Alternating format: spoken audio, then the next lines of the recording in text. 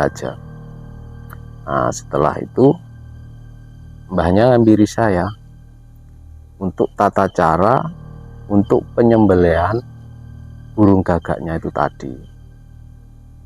Nah, ternyata burung gagak itu menyembelihnya tidak pakai pisau. Nah, itu saya juga bingung. Kok enggak ada pisau, ini gimana nyembelihnya? Nah, untuk mbahnya itu bilang, kamu harus menggigit leher burung gagak ini sampai mati. Nah, setelah itu saya bakar, saya panggang terus.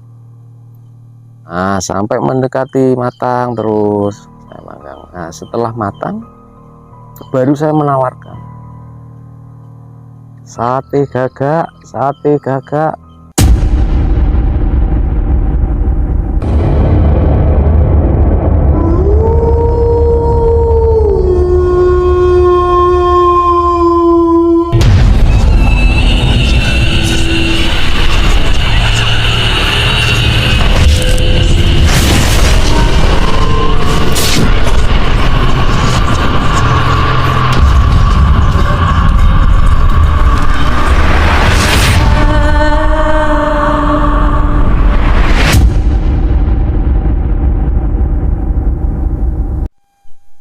Selamat malam Sobat Ekspedisi Kang Odeng. Pada malam ini kita ditemani oleh seorang narasumber yang bernama Mas Bagong. Mas Bagong akan bercerita tentang kisahnya di mana pernah melakukan ritual sate gagak dan berhasil mendapatkan emas 1 karung. Assalamualaikum Mas Bagong. Waalaikumsalam. Gimana, sehat? Alhamdulillah sehat. Kegiatannya apa ini Mas Bagong? Saya pengangguran sekarang itu. Alhamdulillah truk saya ada 10, sawah juga lumayan banyak. Jadi mereka yang kerja, karyawan saya kerja untuk saya. Itu gini Mas, awal ceritanya jualan sate gagak kok mendapatkan emas ya, nggak mendapatkan uang. Gimana awal ceritanya itu Mas Bagong? Nah, awal ceritanya itu seperti ini. Waktu itu tahun sekitar 2021, saya itu bekerja di suatu perusahaan dan gaji saya itu tidak seberapa besar. Waktu itu cuma sekitar 40.000 saya harian lepas waktu itu. Jadi untuk makan aja kurang, apalagi untuk beli ini dan itu, beli rokok aja saya enggak bisa. Jadi saya punya inisiatif dan tanya-tanya di teman-teman untuk cari solusi gimana caranya bisa merubah kehidupan saya. Jadi waktu itu saya ketemu teman yang punya kenalan, dan kenalan itu ya seperti orang pinter lah, bisa dikatakan suhu.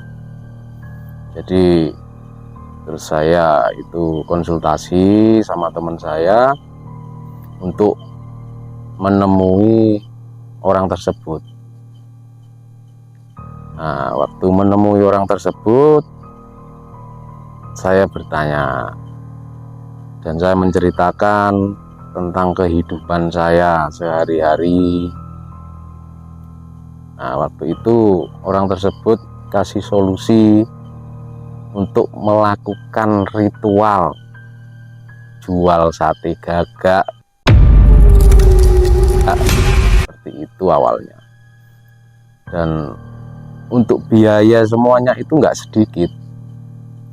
Nah, itu saya bingung lagi, dari mana saya dapat biaya untuk acara ritual, untuk alat-alat ritual seperti itu.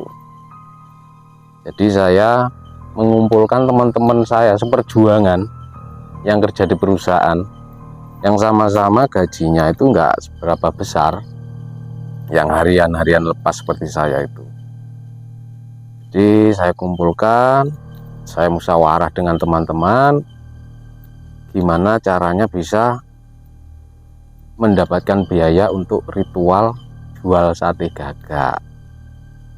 Nah, istilahnya patungan. Jadi setelah dapat biaya, saya datang lagi ke rumahnya Suhu itu, bahwa kita sudah siap untuk melakukan ritual jual sate gagak. Ternyata ditentukan harinya sama Suhunya untuk melakukan ritual. Kalau tidak salah itu waktu itu hari Selasa Kliwon, dan ketepatan sekali waktu itu jarak 2 hari itu sudah malam Selasa Kliwon. Nah, jadi untuk 2 hari saya kembali lagi sama teman-teman saya yang ikut patungan itu. Nah, di situ saya sore berangkat, saya di situ dimandikan sama Suhunya, sama mbahnya itu. Dimandikan, semua alat-alat ritual sudah siap, lalu kita berangkat satu tim. Dan itu saya tidak tahu tempatnya di mana, itu saya tidak tahu. Pokoknya saya ikut aja yang dikatakan mbahnya itu. Nah, waktu itu saya juga kaget, tempatnya itu jadi kita masuk itu kalau tidak salah itu di pinggir pantai, dan kita masuknya itu ada sekitar 1 kilo, dan itu kendaraan tidak bisa masuk, tidak bisa lewat, kendaraan roda 2, karena di situ ada tergenang seperti air, itu sudah separuh badan. Jadi kita di situ ya jalan berhati-hati untuk sampai ke titik tempat ritual itu. Nah, setelah kita masuk, kita sampai di titik yang ditentukan mbahnya itu. Nah, di situ terus teman saya itu ternyata tidak boleh ikut sama Suhunya itu, suruh nunggu di kendaraan tadi dengan jarak 1 kilo. Jadi saya masuk sama mbahnya itu di tempat ritual. Nah, di situ ada sebuah candi, dan di sekelilingnya itu banyak tumbuhan bakau, dan tanah itu kalau diinjek itu gembur, seperti mau ambles kayak rawa itu, gembur-gembur gitu. Itu saya sangat takut sekali, dan di sana itu tidak ada sekali manusia. Nah, tapi saya diem aja, saya mengikuti apa yang dikatakan mbahnya itu. Nah, di situ mbahnya baru membuka bungkusan itu. Nah, dibuka, disiapkan, ternyata isinya itu berupa takir, wadah, itu ada 3 takir. Nah, itu saya dikasih tahu, dikasih petunjuk sama mbahnya, dan takir itu untuk apa. Jadi katanya mbahnya jangan sampai salah. Nah, di situ untuk takir 1 itu untuk darah, terus takir 1-nya itu untuk sampel contoh uang yang akan ditunjukkan, dan yang ketiga itu seingat saya itu untuk tempat uangnya. Nah, setelah itu ternyata saya itu sama mbahnya itu disuruh telanjang. Untuk melakukan ritual itu harus telanjang. Saya ikut aja telanjang. Jadi saya mempersiapkan untuk sajen-sajennya itu, peralatan untuk ritualnya, dan mbah itu ada di sebelah saya. Mbah juga itu saya tidak tahu itu membakar apa, seperti kayak menyan atau berupa buhur, itu saya kurang paham, tapi saya ikuti aja. Nah, setelah itu mbahnya ngampiri saya, untuk tata cara untuk penyembelihan burung gagaknya itu tadi. Nah, ternyata burung gagak itu menyembelihnya tidak pakai pisau. Nah, itu saya juga bingung. Kok enggak ada pisau, ini gimana nyembelihnya? Nah, untuk mbahnya itu bilang, kamu harus menggigit leher burung gagak ini sampai mati. Dan darahnya jangan sampai tumpah di tanah, harus masuk di dalam takir itu tadi. Nah, setelah dijelaskan, nah, satu lagi yang perlu diperhatikan katanya Mbak, dalam melakukan ritual ini tidak boleh sedikit pun, walaupun di hati, membaca ayat-ayat suci. Nah, itu walaupun kita seperti apapun tidak boleh. Nah, saya ya ikuti aja seperti itu. Jadi setelah dikasih pengertian, petunjuk, nah, baru saya ditinggal sendirian di situ. Saya enggak tahu mbahnya itu kemana saya enggak tahu. Nah, setelah itu baru saya melakukan apa yang diperintahkan sama mbahnya itu tadi. Baru itu saya ambil burung gagaknya, saya gigit lehernya itu. Saya gigit lehernya, saya tarik sampai darahnya keluar. Dan darah itu harus masuk di dalam wadah takir itu tadi. Dan ada sisa di mulut, itu harus diminum dan harus ditelan. Wah, bayangkan coba seperti itu. Nah, setelah itu darah sudah tumpah di takir. Nah, setelah itu saya cabutin bulunya, itu saya cabutin terus sampai bersih. Dan saya mengira jual sate gagak itu bukan kayak sate ditusuk jual di pasar, itu bukan. Ternyata satu ekor gagak itu ditusuk langsung jadi satu. Baratnya kayak ingkung. Nah, seperti ingkung itu. Jadi ditusuk, petenteng itu loh. Nah, dipetenteng.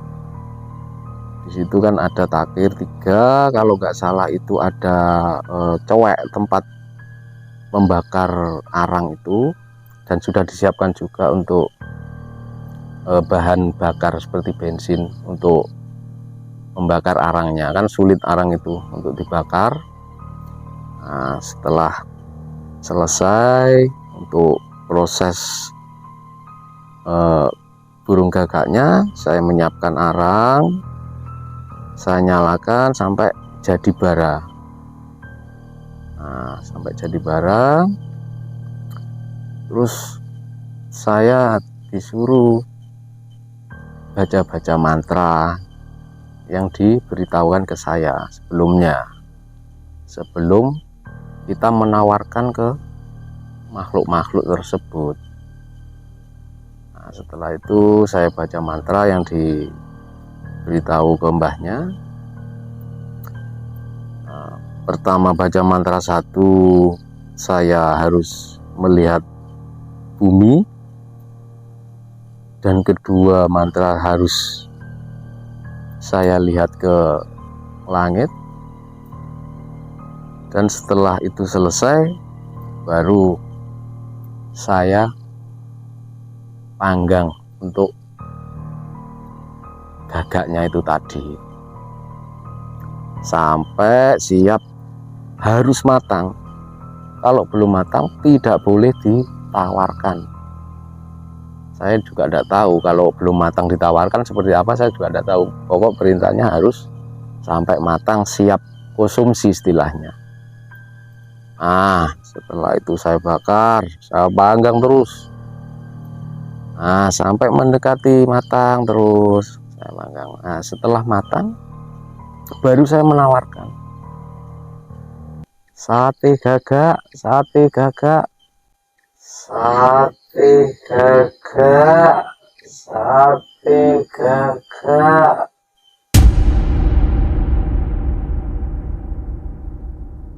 1 jam tidak ada apa-apa. Terus saya tawarkan sate gagak, sate gagak, dan suara saya keras sekali karena di situ kan tidak ada penduduk, tidak ada orang. Jadi saya keras, sate gagak, sampai 1 jam, 2 jam, sampai 3 jam, sampai saya mengira gini, apa saya ditipu sama mbahnya ini? Kok enggak ada apa-apa? Tapi saya juga sudah pasrah sudah, karena ingat untuk ekonomi saya seperti itu, membutuhkan segala sesuatu untuk hidup. Nah, untuk berikutnya saya sangat kaget sekali. Di belakang saya itu ada suara ledakan yang sangat keras sekali. Wah, seperti itu. Dan terdengar itu sebuah langkah yang sangat menggetarkan. Tahu, tahu, duk, sampai 3 kali. Saya itu sampai bergetar duduk seperti itu. Nah, setelah itu sampai kaget sekali. Baru muncul makhluk-makhluk yang saya sampai kaget menyebut nama asma Allah. Wah ya Allah. Baru saya langsung, saya tutup mulut saya. Saya ingat kalau tidak boleh menyebut-nyebut ayat-ayat suci, apalagi asma-asma Allah. Tetap saya kuatkan terus. Yang datang itu ada yang mukanya hancur, ada yang tidak ada kepalanya, ada yang manusia kepala buaya,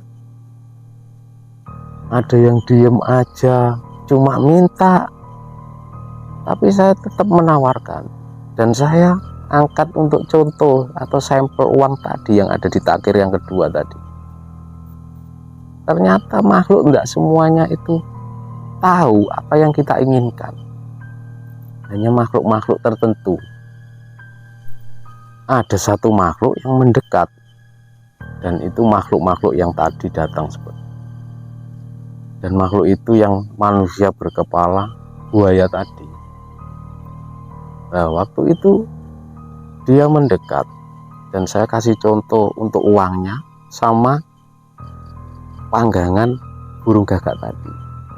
Dan pemikiran saya biar dia tahu kalau saya jual hati gagak dan harus dia bawa uang. Nah, setelah itu lama-kelamaan dia wujudnya itu samar, lalu menghilang. Dan dia datang lagi beberapa menit, dia bawa uang yang sudah saya kasih contoh tadi. Nah, waktu itu saya cuma gini, saya tidak bisa ngomong karena saya sudah tegang sekali.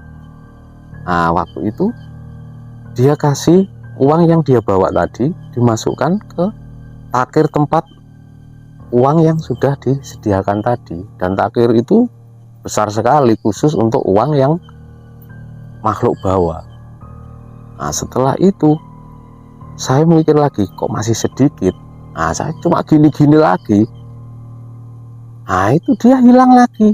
Berapa menit dia kembali lagi, bawa uang lagi, dia taruh lagi di takir seperti itu yang tadi sudah disediakan. Nah, setelah itu tetap saya tahan, siapa tahu dia mau ambil lagi. Nah, saya lihat samar-samar aja, saya untuk natap aja ndak berani. Coba bayangkan, ada manusia kepala buaya, punya ekor buaya berdiri di depan kita.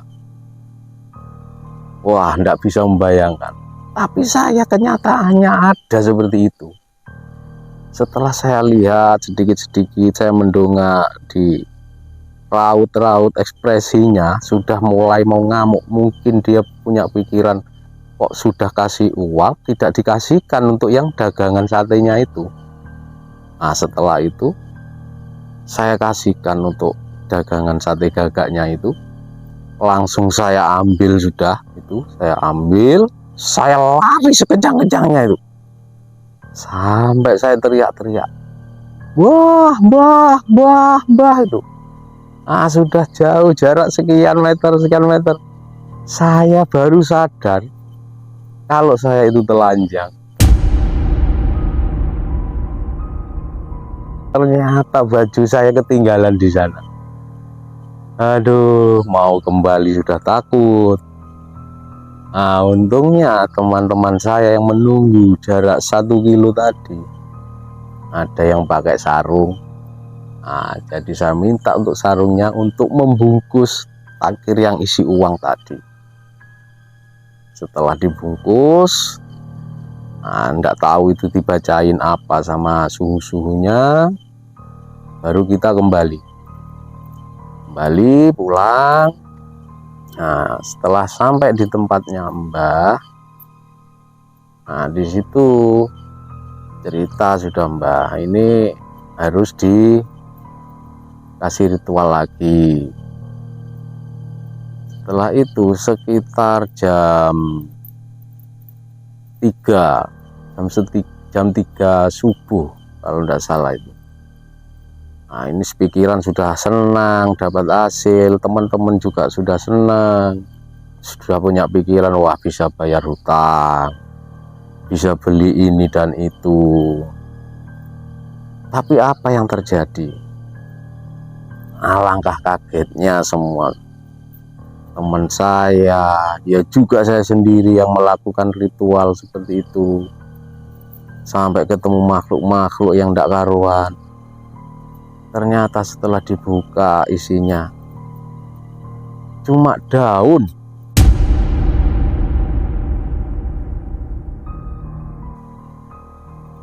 Yang saya ambil tadi berupa uang, nyampe rumah itu dibuka ternyata daun. Dan daun itu daun pohon-pohonan, tumbuhan tembakau, tumbuhan bakau yang ada di pantai itu. Saya sudah lemes, tidak ada harapan lagi ini sudah. Akhirnya saya sama teman-teman tidak karu-karuan pikiran, ini mau gimana lagi. Dan kita ngobrol-ngobrol lagi sama mbahnya, kita cari solusi lagi. Dan mbahnya juga punya solusi untuk memutuskan kita mengadakan ritual lagi. Dan kita juga ngomong ke mbahnya kalau biaya itu sudah habis-habisan. Saya bilang ke mbah, saya sudah tidak ada biaya mbah, saya untuk melakukan ritual ini aja saya sampai jual HP mbah. Teman saya ada yang jual ayam, ada yang hutang. Akhirnya mbahnya juga punya pikiran, istilahnya ada tepos liro, ada rasa kasihan, ingin bantu juga gimana untuk teman-teman juga saya bisa dapat solusi. Akhirnya mbahnya juga bilang nanti saya bantu biar nanti kita ada hasil. Setelah itu mbahnya punya solusi mau membantu untuk kekurangan biaya. Nanti kita merencanakan lagi untuk melakukan ritual di malam Selasa Kliwon berikutnya. Setelah nyampe di malam Selasa Kliwon berikutnya, kita sudah siapkan lagi alat-alat ritual seperti yang pertama lagi. Dan ternyata tempat ritual tidak di tempat yang semula. Itu kita pindah lagi di tempat, seingat saya itu sebuah curup seperti sungai besar, dan di situ dikelilingi pohon-pohon bendo yang sangat besar-besar,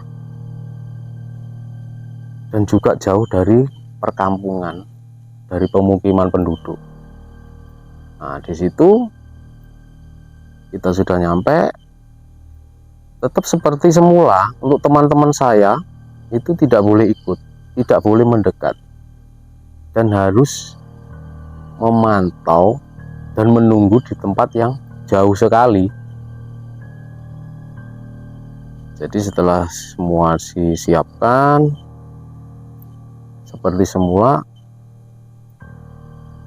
saya juga menyiapkan untuk alat-alat ritual. Untuk ya tetap di situ ada 3 takir yang seperti ritual pertama.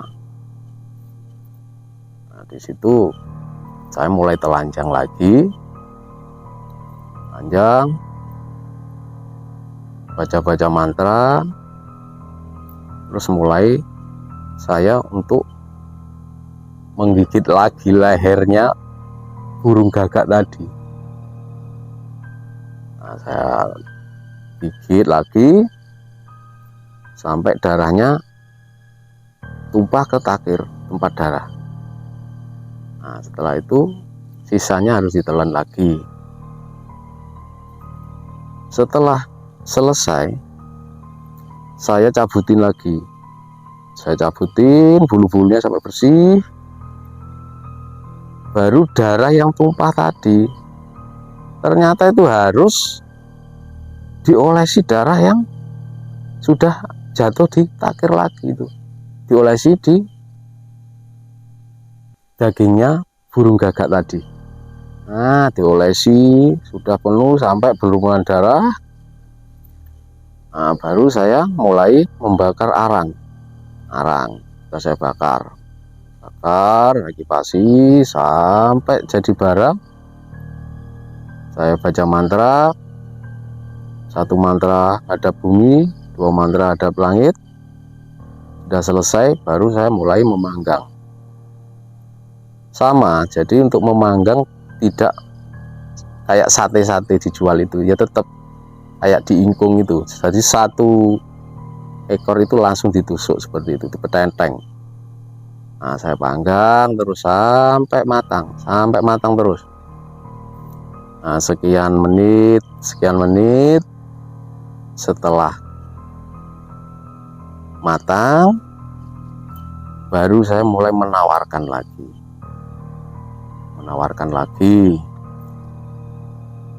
1 jam, 2 jam, 3 jam. Nah, ini sepertinya agak lama sekali di tempat itu yang baru. Nah, setelah itu muncul seperti suara gerangan kayak macan, tapi ya tetap aja saya bertahan,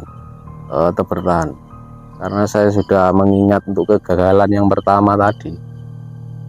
Tetap saya bertahan sampai ada suara kayak jatuh, tepuk, seperti itu.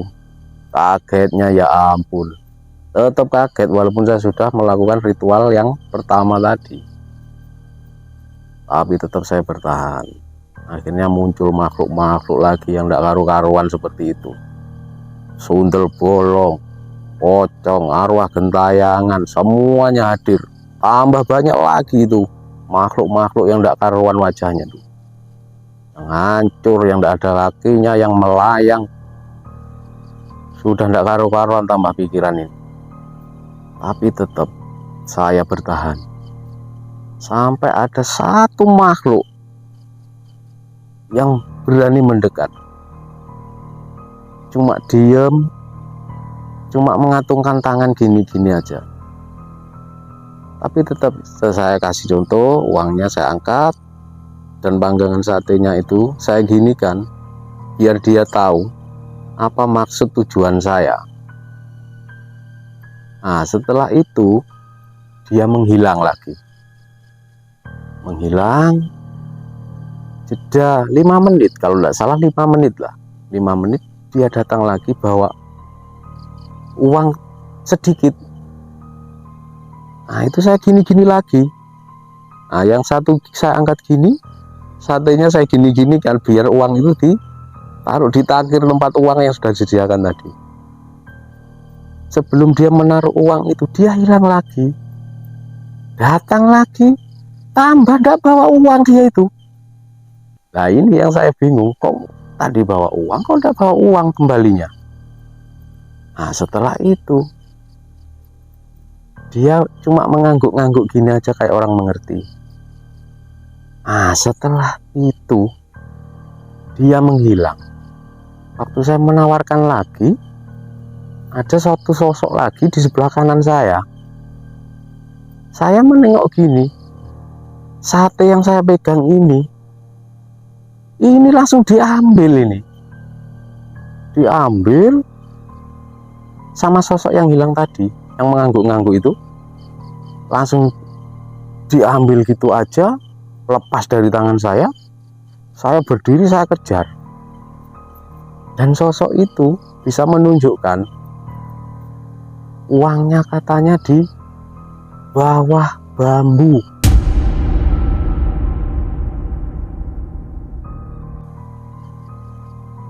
Di dasar pinggir sungai Caruk itu tadi. Nah setelah itu saya teriak-teriak sudah. Teriak-teriak.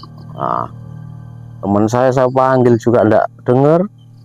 Saya datangi, teman-teman saya panggil itu terus ada yang dengar, langsung bantu saya. Nah saya kasih tahu kalau uangnya itu ada di bawah bambu.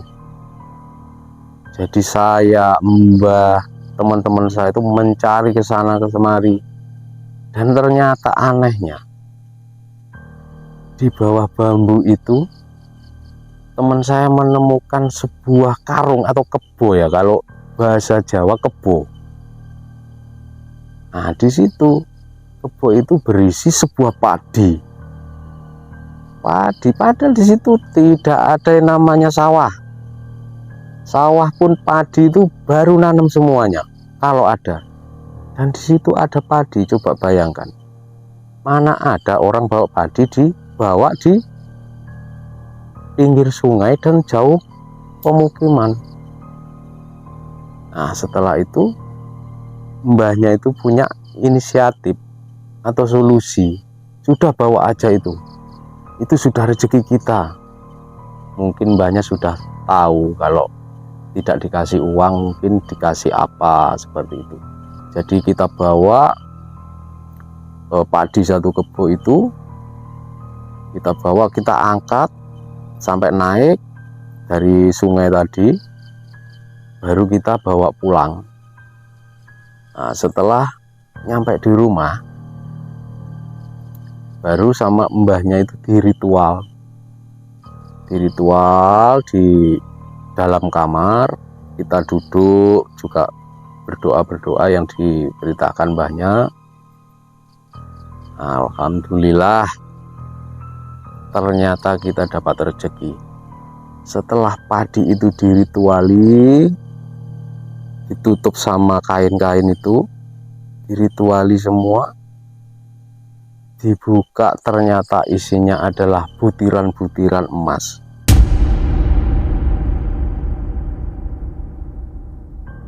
Yang menyerupai padi. Seperti itulah kisah cerita saya waktu saya masih susah sampai saya sekarang hidup sudah, ya dibilang sudah enak lah, sudah punya segalanya.